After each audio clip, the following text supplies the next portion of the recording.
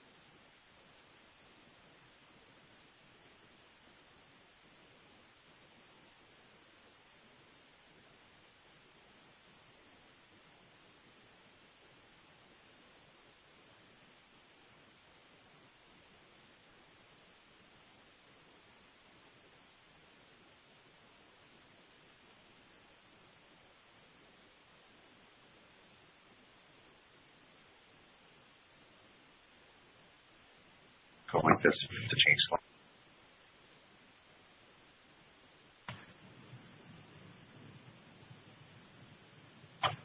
Good morning again, and welcome to our webcast, Accelerating Your Cloud Storage Initiative.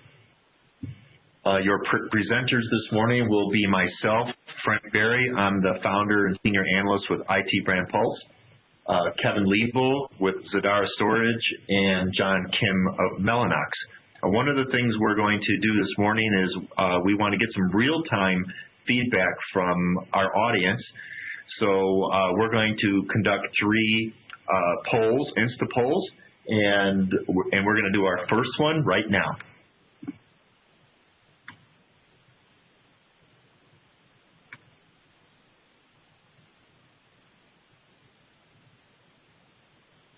So you should be seeing the questions on your screen. Please click through them and answer the questions. Love to get your feedback.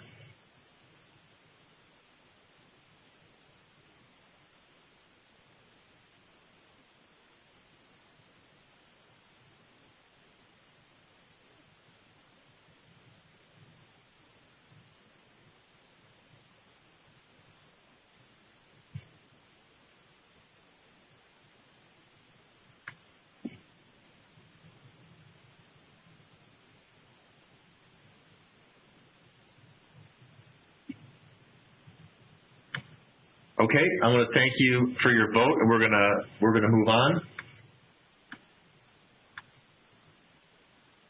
Okay, in the next few minutes, what I'd like to do is share with you some of the customer trends and technology trends which represent opportunity for you, and also give you a sense of the rate that these trends are accelerating, and perhaps motivate you to accelerate your cloud storage initiative.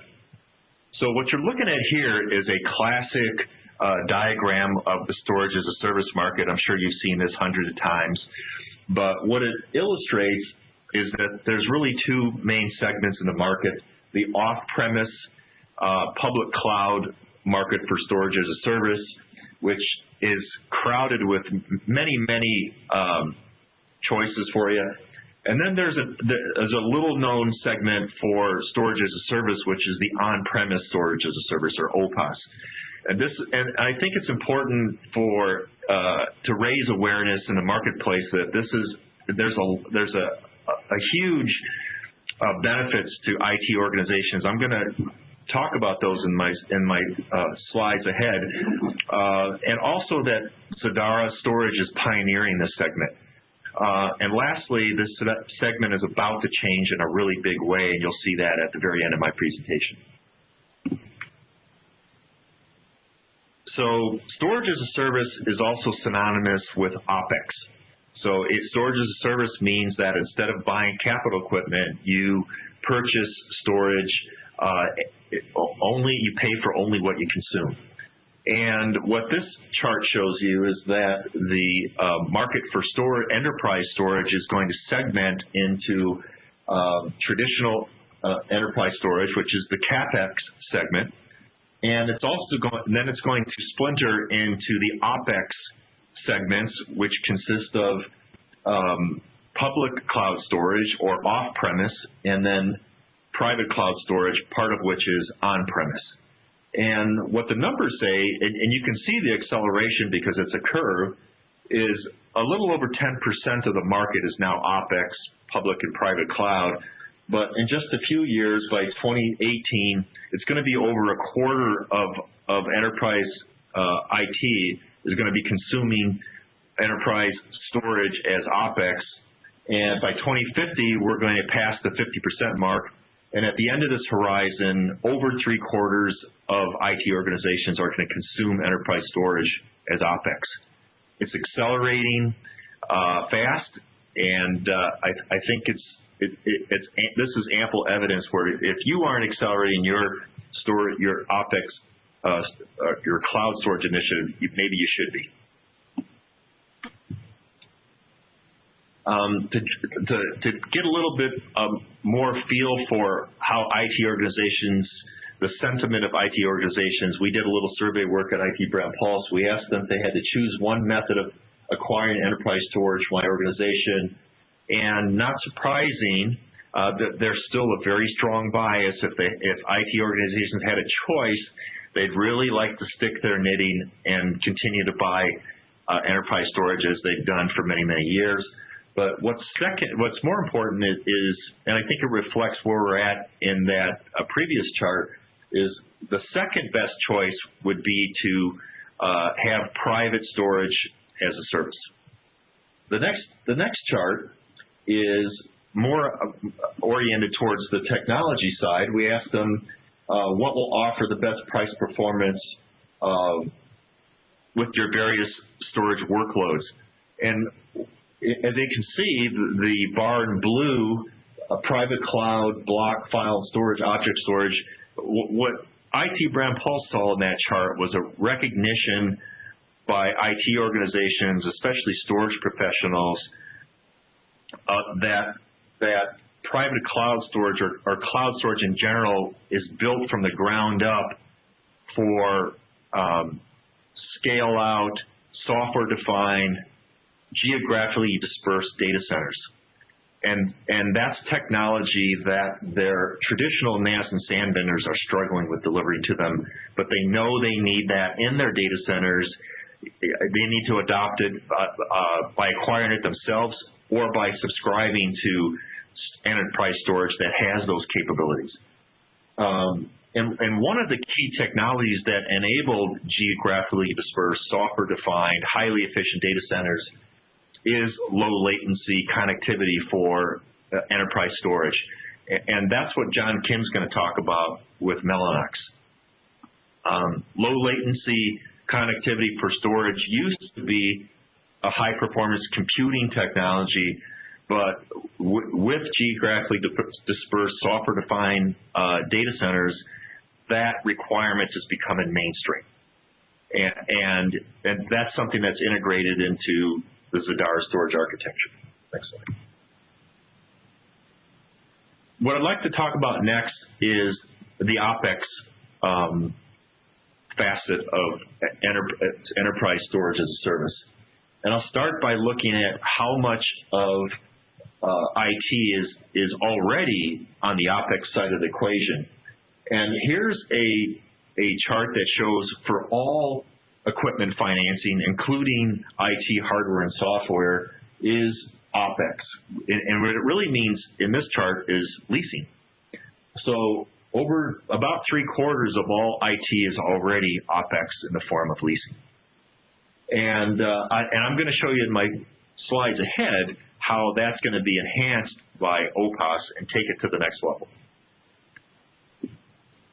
So here's a chart by the 451 group, and if I break out just the storage part of that leasing, it shows you that about 40% of it is leased today, enterprise storage. A little lower than the overall number for all IT, but it's still very, very significant. And the point is, IT values OpEx. It helps them better manage their cash.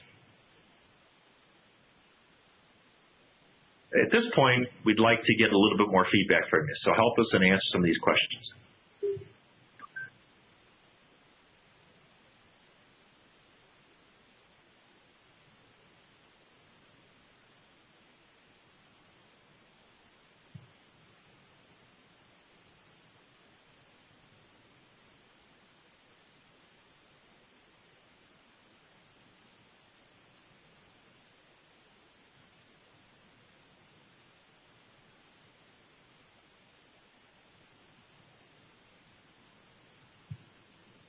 Okay, it looks like we got a good sampling. Thanks again for sharing your feedback.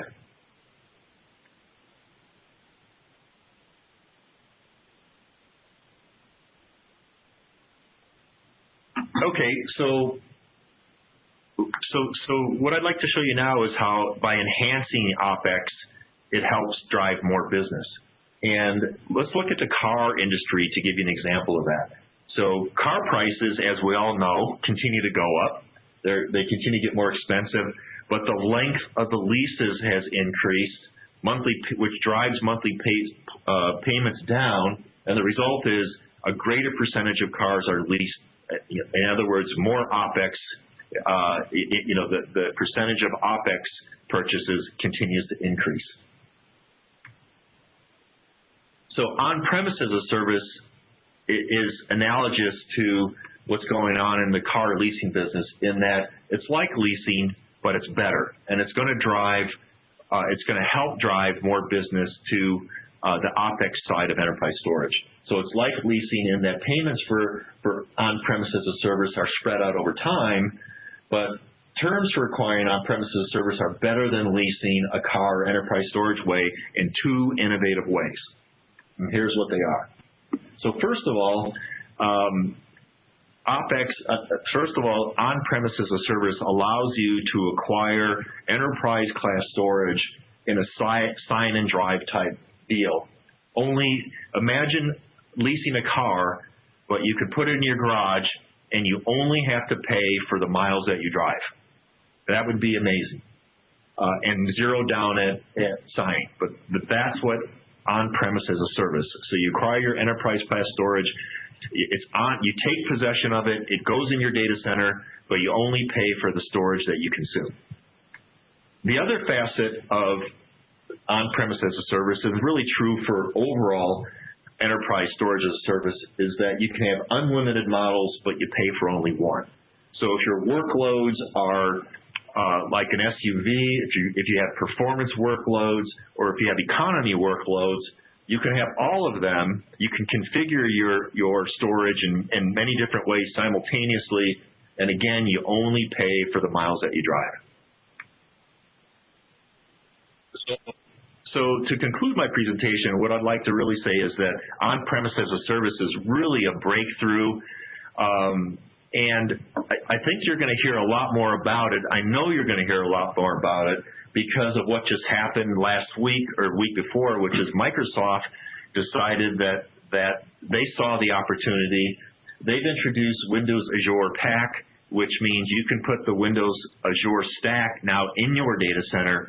And I expect that, so they're going to join Zadara in the on-premise fishbowl.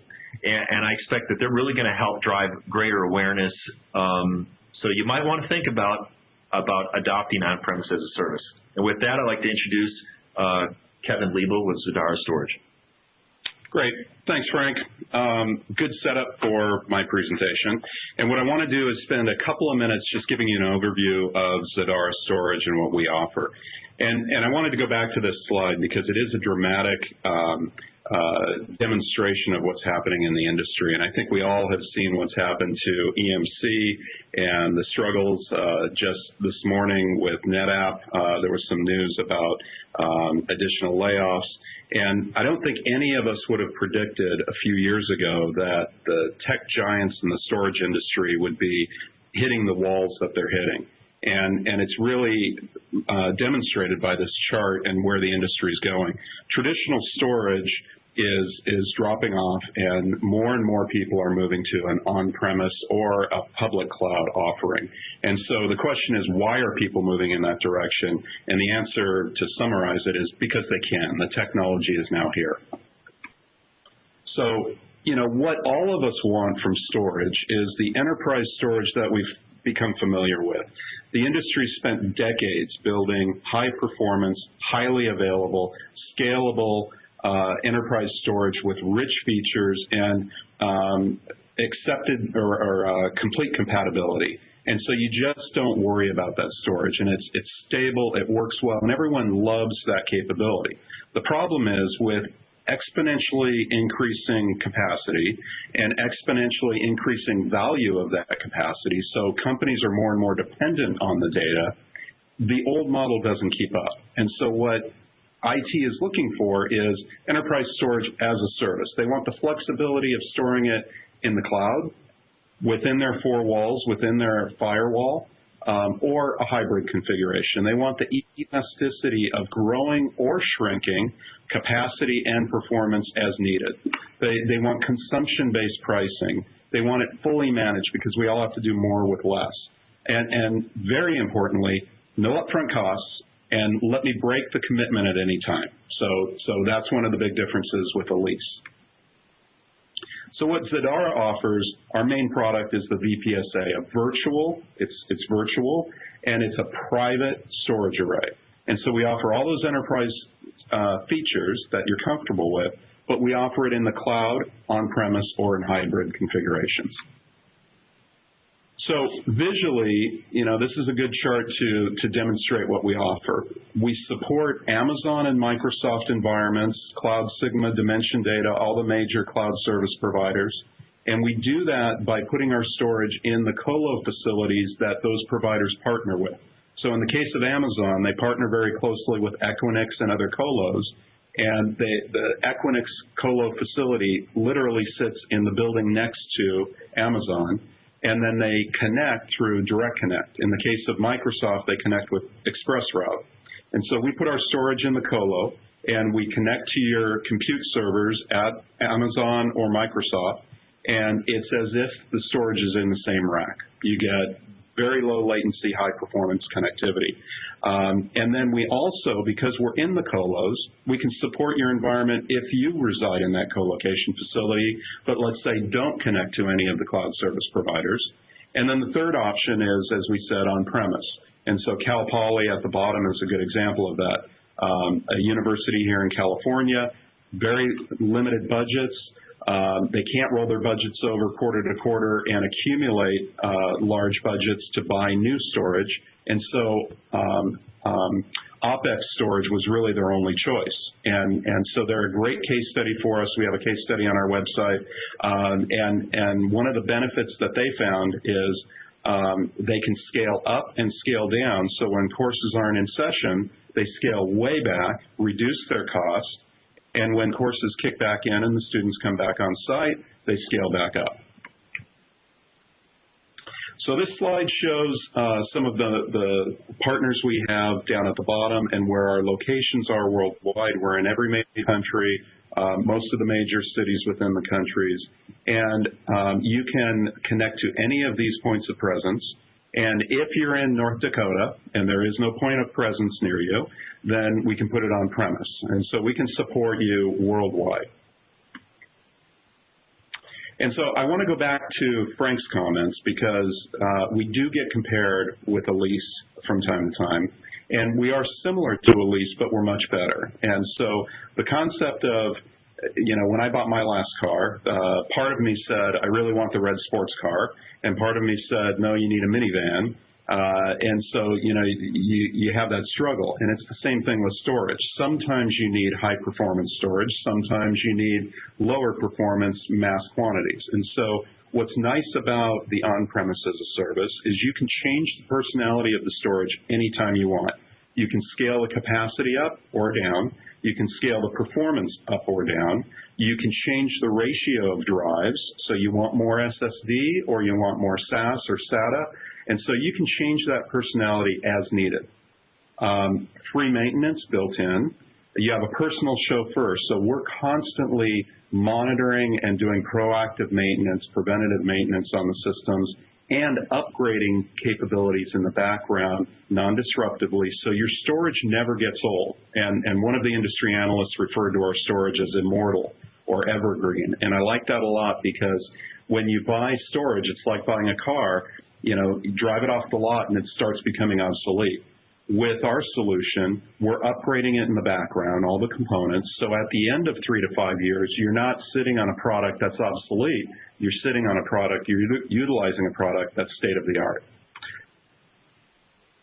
Let me talk about customers just briefly. This is a slide that shows a variety of market segments, and obviously there's more, but clearly limited by the size of the slide. And so we play in a variety of market segments, and that's important because, again, because you can change the personality of the storage, it's not like the older traditional storage where many of us who worked for storage vendors over the past couple of decades, you'd say, our storage is great for media and entertainment, we're tuned for that. And so you focused on a specific vertical market. In our case, we've yet to find a vertical market that we don't play well in because you can modify the personality in any way you want. The other thing you'll notice is there's some of the largest companies in the world listed here and some of the smallest startups in the world. We've got 2- and 3-person startups listed here, and then we've got Fortune 50 companies. And then finally, geographically, we're all over the world. So there's companies in Asia Pacific, in EMEA, in the US, throughout the globe. I want to take one customer and talk just briefly about them. And if you notice on the bottom left, case study available, if you click on the attachments button, you'll be able to download a variety of pieces of collateral. This case study is one of them. But Starcom is a customer of ours who does IT solutions and services, and they had EMC and NetApp arrays that were coming off lease, and they had to find a solution to replace those products. They needed to improve their overall performance, but they couldn't give up the high availability and DR capabilities that are built into their existing solutions that they have come to expect. But they wanted to move to an OpEx solution. So the problem they ran into is as they looked at all the cloud storage offerings, they lacked the enterprise features. And when they found us at a trade show, we started the dialogue. And we ended up replacing the EMC and NetApp arrays with our VPSA, using Mellanox's iSER connectivity to address the performance issue, and also our multi-zone HA capability, which provides metropolitan failover. So you can have 2 distant locations, and if one location goes offline, the other location continues processing. What they ended up with was all of the HA and DR architecture that they needed. They improved their performance by 33%, which is very significant, and they were able to move to an on-premise as a service OpEx model and address all of their challenges. Another piece of collateral that you can download from the attachments button is our TCO Comparison. The evaluator group, a third-party industry analyst firm, did an analysis for us because we wanted to validate our claims, and they looked at traditional storage and they looked at on-premise as a service as well as cloud, and they did a comparison from a variety of financial metrics. And so this is a great report that talks about the market and what's happening in the shift. It talks about Zadara. It takes 3 different customers of ours and breaks down use cases, and then they do a typical configuration, and the top chart looks at capacity acquired, and the red is the traditional storage, the green is Zadara. Everything between those 2 lines is where you'd over-provision, and the reason that the red is stair-step approach is that traditional storage, you're kind of locked into chunks as you purchase. And so they bought 200 terabytes. To get to the next level, they had to buy another 200 terabytes and so forth. With Zadara, you only pay for what you use, so the line is very smooth and you never over-provision. The bottom chart shows the cumulative cost, and so there's a difference in the cost between leasing and purchasing, but as you can see, there's about a 50% savings with a OpEx solution like Zadara. So now we'd like to do one more poll, and So let's load the poll. And this one asks, over the next 1 to 2 years, how will your storage usage change? So would you increase using traditional storage, decrease using it, increase the use of cloud storage, or decrease it, or stay the same? And so it'll be interesting to see what your results are.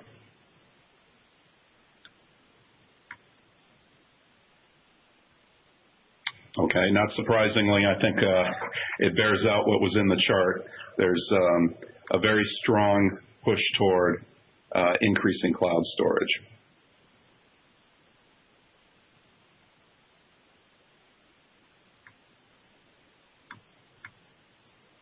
Right, thank you.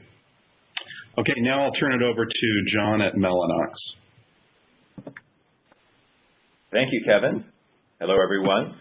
So I'm very excited about cloud storage in general. I think the cloud storage and what Frank and Kevin have talked about is the largest change in the storage industry right now.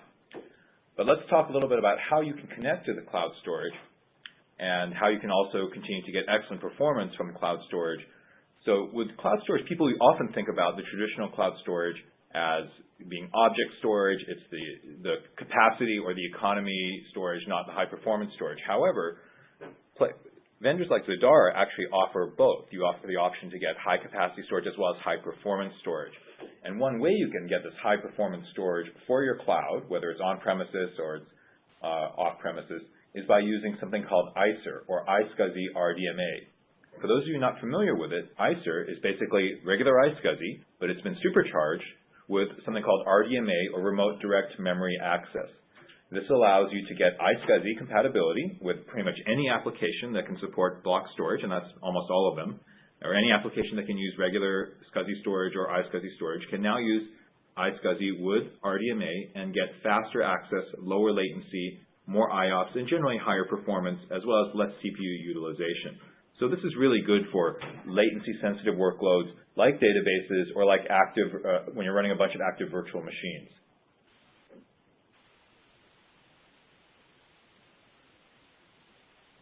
And I said that the move to cloud storage is the biggest revolution in storage. I think the second biggest revolution is also the move to flash. And this is because flash storage is higher performance, and what we're seeing is that as the storage gets faster, the network needs to get faster as well. And almost all the Zadara deployments are using flash storage as part of a tiered storage deployment or a hybrid storage deployment. And this allows Zadara to deliver faster storage performance, but to get the full benefit of this, you also often need a faster network connection, especially if you want to do high-performance block storage. And we see that what happens is not only do you have to have a faster physical network, but you also want to get more efficiencies out of the software side of the networking as well. Talking about how to connect to storage, I mentioned that traditionally cloud storage is often seen as object storage or archive storage, but there are several ways to connect to storage, including to Zadara. And that's usually known as block, file, and object. What I've shown here is that for high performance access, it's usually block or file, and there are different protocols you can use. So since many of you may not be familiar with iSER, I've shown a lot of the common storage protocols, both block and file, and shown which ones can support RDMA.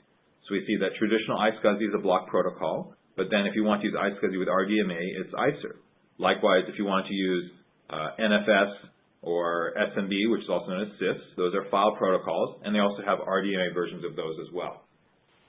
But the key point of this chart is that iSER basically is just iSCSI with the extra performance, lower latency, and better CPU utilization that you get from RDMA. And this is important because traditionally people have thought that if you have regular enterprise storage, the only way to get high performance is with fiber channel. And fiber channel is fast, but it also tends to be fairly expensive and unwieldy or inflexible in terms of infrastructure.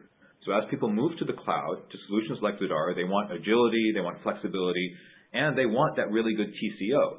That means they're looking for high performance, but without having to pay a high price for the networking. And iSER is one way to do that.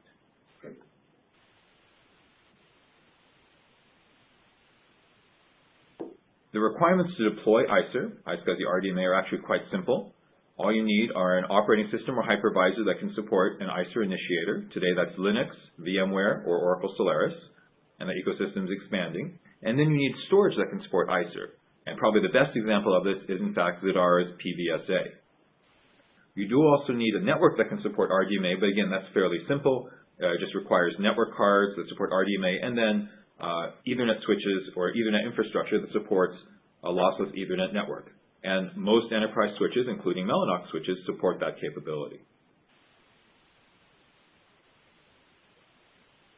Talking more about the growing iSER ecosystem, as I mentioned, that Linux, Oracle Solaris, and VMware already support iSER initiators today, but this ecosystem is expanding.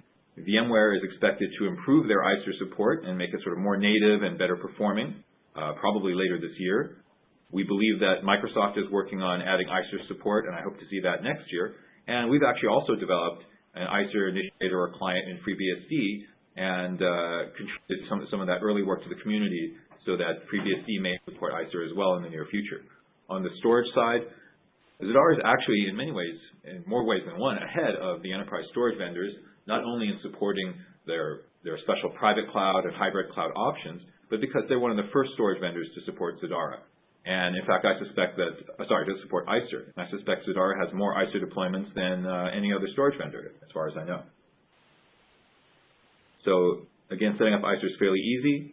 You just need VMware or Linux, Oracle Solaris on the client side, and then storage like Zadara on the target side.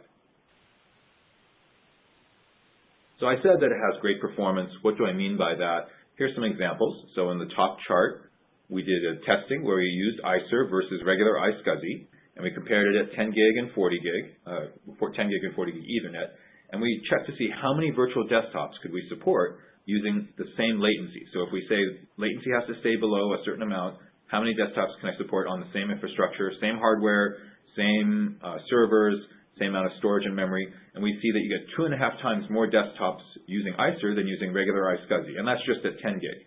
And if you go to 40 gig, you get a few more desktops.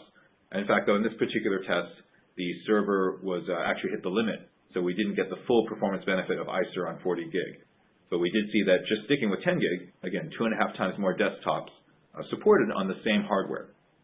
Likewise, we did a different test with Linux that you see in the bottom chart, and we saw that in terms of IOPS, you could get 3 times more IOPS from iSER than from regular iSCSI over TCP. And that's, again, using the same server, same storage, and same networking hardware, just turning on iSER with RDMA versus regular iSCSI with TCP. So there's definitely a performance advantage from iSER, and this plays into not only the performance story, but also the great TCO story that you get with cloud solutions like Zadara. I mentioned that Zadara is one of the first vendors to support iSER. They actually use it in 2 different ways. They use it both internally to the storage cluster as a way to accelerate performance inside the storage, and externally between the storage and the host or the clients or the external servers. So if you use it both ways, you can get about 3 times more performance using one way or the other way, but if you deploy both options, you can get up to 10 times more performance by using iSER versus regular iSCSI. And we've seen this with Zadara in actual deployments. We have live customers running Zadara Storage using iSER and getting anywhere from 3x to 10x more performance, depending whether they're using iSER only internally or also externally. Kevin mentioned that Zadara is sort of known as the eternal or evergreen, or I guess the Immortal Storage. And part of it is that, as he said, they're always adding upgrades and improvements in the back end. And one of the things that Zadara can do and has been doing is, in fact, they have the ability to upgrade to 40 gig when it makes sense. So by using, just move to my last slide here. So by taking advantage of the Mellanox Ethernet solution, which is switches, adapters, cables, it's an end-to-end solution, Zadara and Zadara customers like you can take advantage of the ability to use 10 gig when it's appropriate or 40 gig when it's needed. So in fact, we call that future-proofing the ports, because your network ports and your switches and your Zadara storage can run at different speeds, and you can upgrade the speed whenever needed to get that extra performance. And in fact, Mellanox networking also helps Zadara deliver a great TCO story, where you're getting better price performance without having to pay a lot more money. All right. That wraps up my slides. So, okay, let's see, Frank, I believe I turn it back to you for the summary.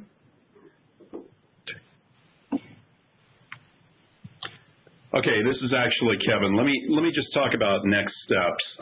If this is something you're interested in, there's a few things that you can do. So all of the pieces of collateral that we talked about throughout the presentation are available in the Attachments tab. And so you can download, there's a joint data sheet that we're showing in the upper graphic there. It's a piece of collateral between Zadara and Mellanox. The case study that we referred to, Starcom, is in the attachments. The TCO report itself, and by the way, there's about 11 or 12 additional case studies on our website in a variety of markets, replacing a variety of types of gear, so you can look at those as well. But also for the TCO report, we have the ability to do a custom TCO. And so if you're interested in having us run those charts specifically for your environment, so we can compare to your existing storage or other traditional storage that you're considering replacing, we can run the analysis, and it's a pretty detailed analysis showing the difference in cost and the difference in a variety of parameters. So if you're interested in that, you can click on the link in the attachments and we can set up a session. And you can also try it for free. You can go to our website right now, click on the free button and register, and you can set up volumes and you can test it out for free. So feel free to do that as well. And then we also have contact information. So at this point, let's open it up for questions. We've got a variety of questions that have come in, and maybe I'll go through these. So one of the questions that came in, I'm not ready to move my storage to the cloud. Would my best option be on-premise? So that's a common question we get a lot, and that is a good option. So one of the benefits of the flexibility is you can be in the cloud or on-premise. We have customers that either for emotional reasons or regulatory reasons can't move their storage to the cloud, and so you can put it in your data center. A real good example is we're working with body-worn cameras in the police departments, and there's an issue with chain of custody and chain of evidence, and so in their case, they capture all the video and they store it on OpEx-based storage. But if they put it in the cloud, then it violates the chain of custody and it can't be used in court cases. So they need to have it in their data center. That's a real good example. So they're deploying it on-premise. Another question came in. What data do you need to create the TCO analysis? So there's probably about 30 or 40 different parameters we could use. You can also use the defaults, but essentially to make it as accurate as possible, we'd work with you and we'd plug in everything from what's your growth rate to what storage are you using today and what prices are you paying for your traditional storage. We'd map in the prices for Zadara Storage and a variety of other parameters. How many hours a week do you have storage administrators working on the storage and so forth, and then we could calculate that savings for you. There was one here. Yeah, go ahead, John. Oh, sorry. I just see, here's another question. It says, where is this iSER running? Is it on the Zadara hardware or the Mellanox hardware? And the answer is both. From a network card standpoint, the Mellanox network card is in the Zadara storage solutions, or VPSA, so it's in fact running on both. On the initiator side, the Mellanox card would be in the VMware or Linux server, and so it would be running there for the initiator side. Kevin, sorry, go ahead with the next question.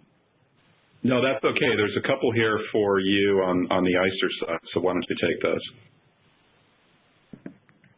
Can you talk a little more about using iSER on the host connectivity side versus using the storage connected side all within the Zadara box?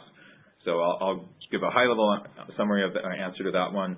The Zadara storage cluster benefits from iSER as a way to get higher performance and better efficiency inside the storage cluster. That's part of the the Zadara great performance and TCO story. I think all Zadara customers benefit from that. And then Zadara customers who, in certain locations, who want to use iSER can also use it to connect from the server or application host to the Zadara storage, the Zadara VPSA using iSER. So there's a choice to run iSER. You have iSER running internally, but you also can run it between the application hosts and the Zadara storage. I think that hopefully that's answering actually what the question is there. And I think that's the main, Kevin, I really think that's it for the questions. There is one more networking question. Can you use two 40 gig network cards in each chassis to get up to 80 gig network traffic? Certainly you can, in theory. I'm not sure if there are a lot of workload, a lot of servers that need to drive 80 gig per second, especially in you know, unless they're like a media entertainment video rendering or something. But certainly you could do that. Okay, there's a couple of questions asking about SSD and flash, and you know, whether the product supports it. We absolutely do. You know, what we've found is that the corner cases are where you'd need pure hard disk with no SSD, and the other corner case is where you'd need all SSD. But the vast majority of our customers, in fact, I'd say all of our customers, use a mix of SSD and hard drives.